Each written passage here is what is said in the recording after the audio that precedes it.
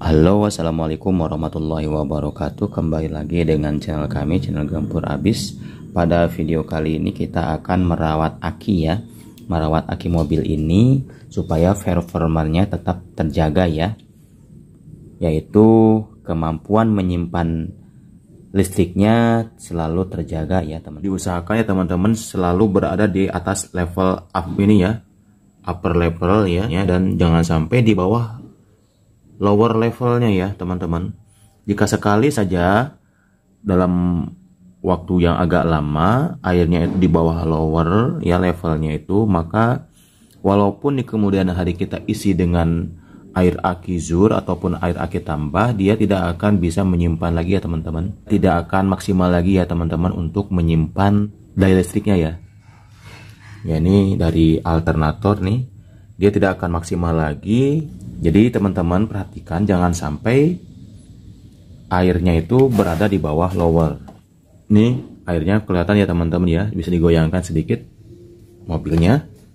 Kita goyangkan sedikit ya, ini untuk airnya berada di tengah-tengah ataupun di 3/4 antara upper dan lower ya. Nih di ruang mesin ini kalau kita lagi jalan saat jalanan panas, maka di sini di ruang mesin itu bisa nyampe 80 lebih derajat Celcius untuk panasnya ya teman-teman.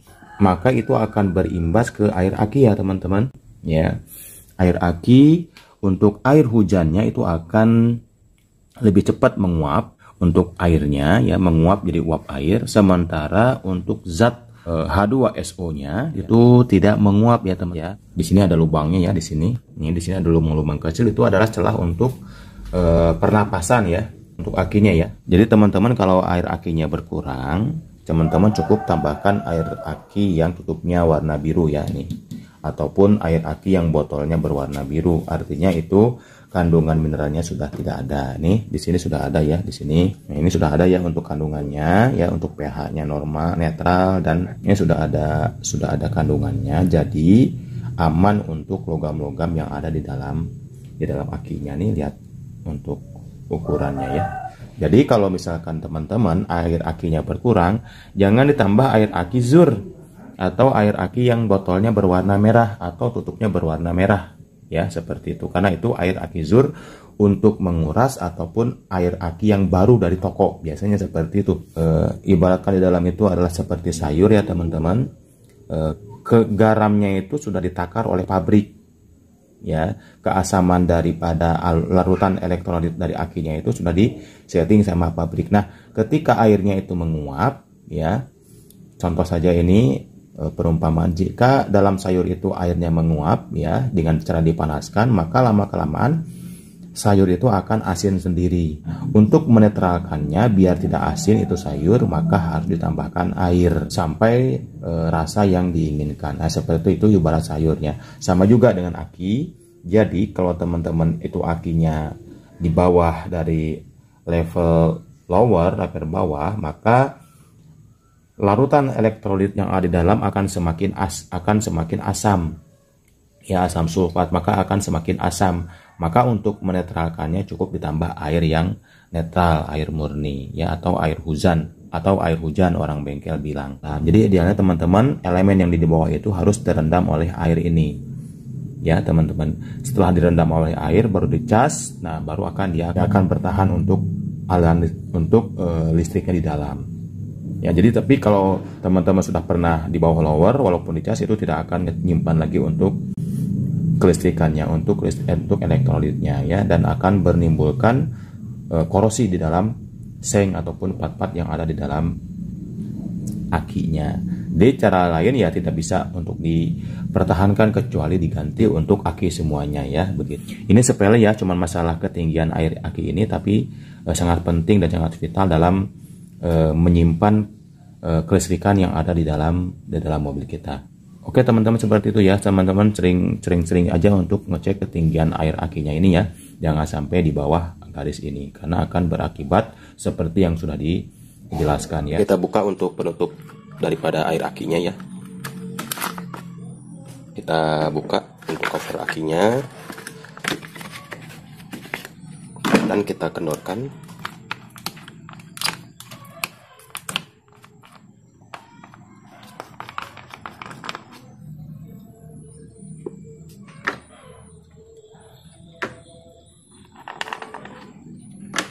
Oke. Kenapa teman-teman tidak boleh menambahkan dengan menggunakan air aki zur ya? Itu sudah ada penjelasannya di video saya yang sebelumnya ya. Oke, tinggal lihat saja ya di atas ini. Oke, kita tambahkan sambil diterawang ya nanti ya. Ini per 10 mili ya, kita tambahkan dulu semuanya 10 mili.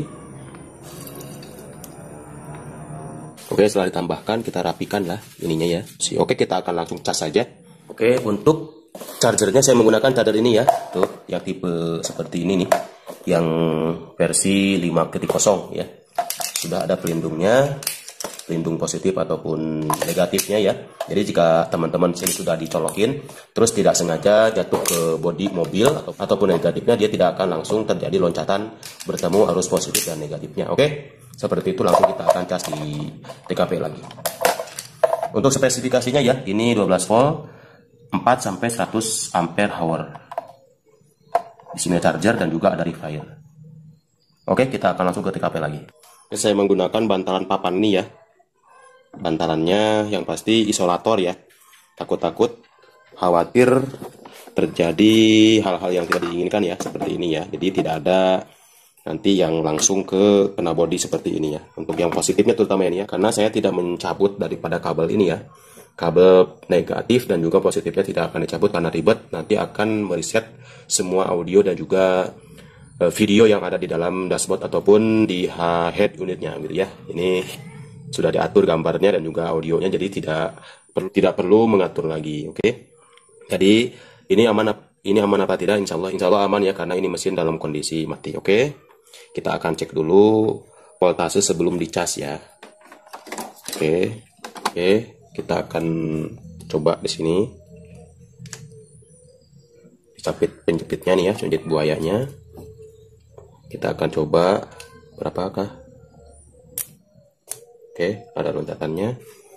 Nih teman-teman bisa melihat gak ya? Untuk voltasenya 13 volt. Kita matikan dulu sebentar ya, biar bisa melihat. Oke, ini voltasenya ya, tuh kelihatan gak ya? Hanya 13 volt ya, tuh kelihatan nggak ya? Nah, dan untuk Celsiusnya ataupun temperaturnya di 16 derajat Celcius, 13 volt ya. Ini untuk voltasenya, karena arusnya ataupun ampere itu belum bisa dinilai, belum bisa diukur sebelum ada aliran listrik, baru kita bisa mengetahui nilai ampernya. Kita akan colokan. Ini saya kasih bantalan ini ya. Ya, jadi diusahakan untuk mengecas perangkat ini berada di posisinya di isolator, bahwa di sini dudukannya ya seperti itu. Oke, kita akan coba lihat untuk voltasenya setelah kita colokan.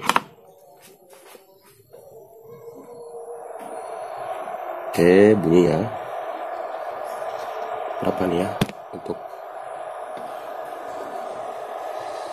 ini 20 derajat Celcius, 13 volt ya, dan 4,9 ampere ya untuk watt arusnya.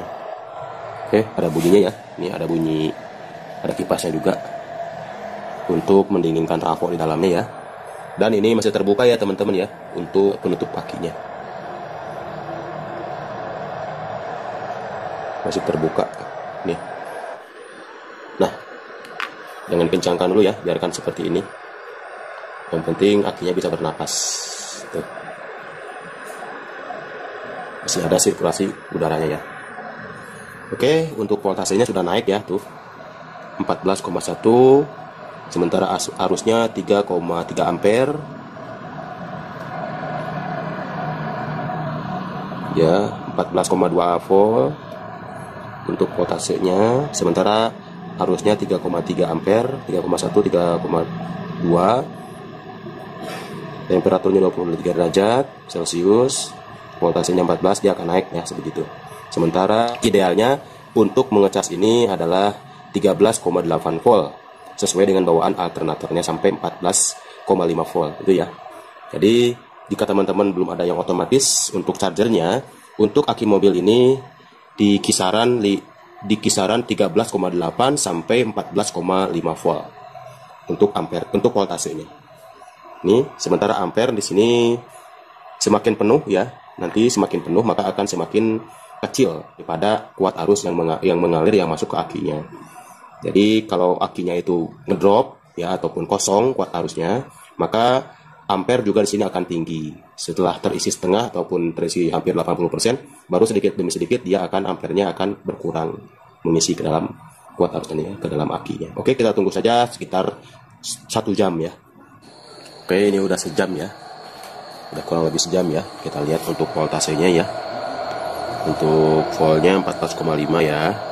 Untuk ampernya 1,5 ampere ya. Nah, semakin penuh elektroliknya ataupun listriknya, maka akan semakin rendah pula untuk kuat arus yang mengalir atau mengisinya ya. Nih, 1,5 ampere. Oke, kita lihat juga di sini tuh ada gelembung-gelembungnya ya tiap selnya. Itu menandakan casannya itu ngisi ya, seperti itu. Oke, kita akan stop dan kita akan tes. Kita cabut dulu. Oke, lalu kita lepaskan. Dan kita tutup untuk tutup akinya ya. Oke.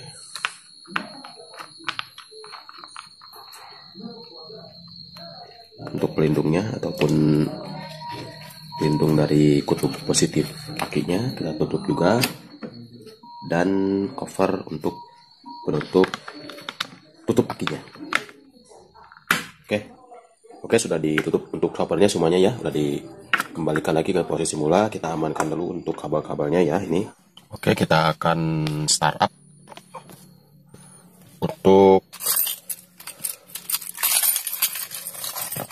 mesinnya ya. Kita akan nyalakan mesinnya. Kita akan tes dulu. Nah, nyala semua ya. Nanti ketika di starter dia akan mati semuanya.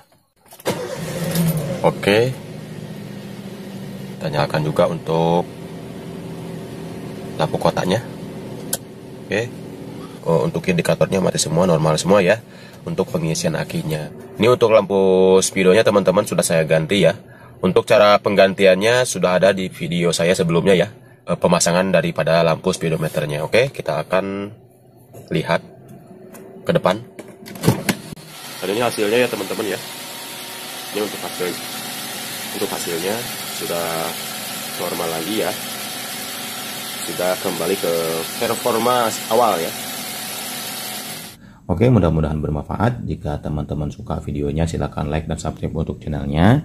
Dan jika ada pertanyaan, silahkan tinggalkan di kolom komentar. Dan jangan lupa untuk mengaktifkan tombol notifikasinya, loncengnya untuk mendapatkan pemberitahuan video-video terbaru dari channel kami.